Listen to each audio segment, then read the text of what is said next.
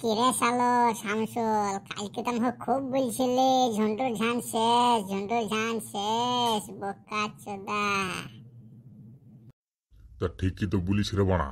ঝন্টুর ঝাঁস তো শেষ তো বাড়া, তোর ঝাঁস তো শেষ বোকাচোদা। না রে মেদে মুখো না, কাল তোর কথা শুনে যে বউকে দারুণ কেলাইছি।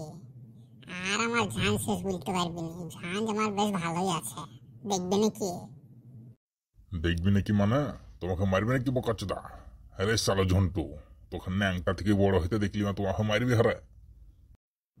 হ্যাঁ রে শালো বুড়ি দাদু, 10-20 বছরকার এদিক ওদিক হবে তাই? তোমার ন্যাংটা থেকে বড় হয়তো কবে দেখলে বে? তো তোমার সমবয়সী বে।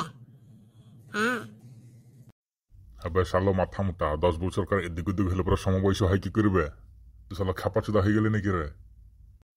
দেখ শামসুল, বেশি মাথা গরম করাস না, এইখানে আইসেই মেরে দেবো বোকা চোদাকে।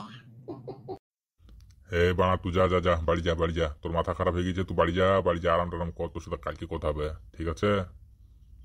শালোর সাথে বেশি কথা বলা হবে না, শালো তার কাটা মাল। কে কে বললি জানো?